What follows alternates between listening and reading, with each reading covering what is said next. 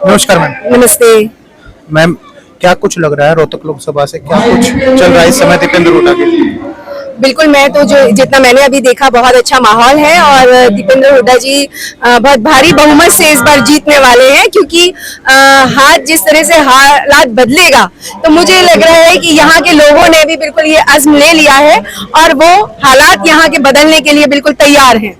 2019 में देखा गया था जिस तरीके से उनकी हार हुई थी बादुड़ विधानसभा से, क्या कुछ लग रहा है बादुड़ विधानसभा आपकी बार उनको यहाँ से जिता के भेजेगा या नहीं? मुझे लगता है अब इस वक्त सारी बातें फिजूल हैं, जो भी पिछली बातें हैं उन्हें हमें भूल जाना चाहिए, क्योंकि जिस तरह के हालात का लोगों ने सामना किया है तो आम जन में अब ये विश्वास आ गया है कि उन्हें अब परिवर्तन करना है और परिवर्तन की लहर में देख रही हूँ। किन मुद्दों पे दीपेंद्र हुड्डा रोहतक लोकसभा का चुनाव लड़ रहे हैं?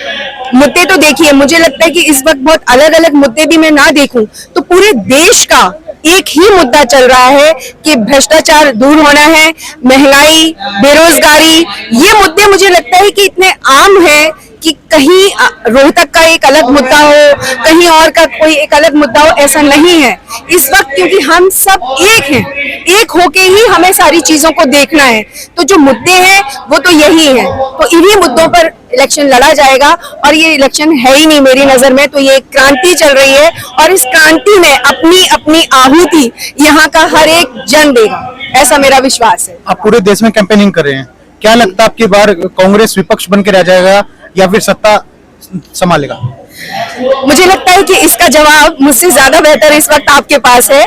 जिस तरह से हमारे चुनावी चरण गुजरते जा रहे हैं और हम देख रहे हैं कि वहां बौखलाहट किस तरह से हो रही है, तो विपक्ष में रहेगा या पक्ष में रहेगा, ये सवाल का जवाब आप दे दें तो ज्यादा बेहतर रहेगा। आपका बहुत बहुत धन्यवाद मैम। धन्यवाद। नमस्कार मैम। नमस्ते।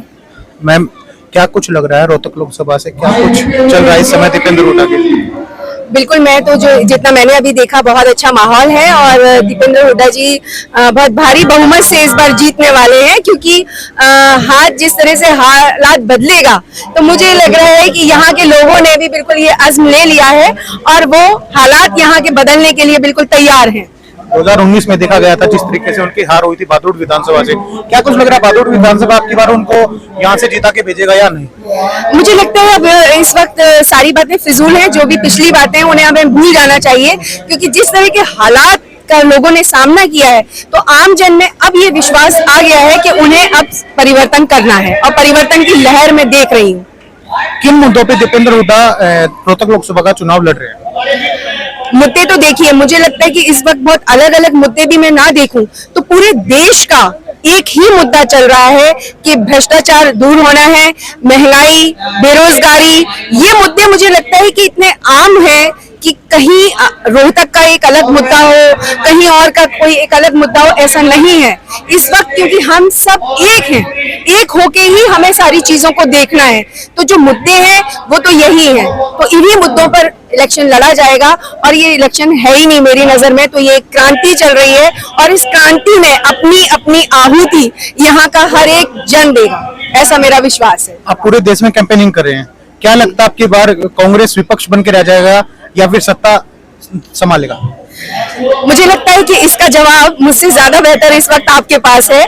जिस तरह से हमारे चुनावी चरण गुजरते जा रहे हैं और हम देख रहे हैं कि वहां बौखलाहट किस तरह से हो रही है, तो विपक्ष में रहेगा या पक्ष में रहेगा, ये सवाल का जवाब आप दे दें तो ज्यादा बेहतर रहेगा।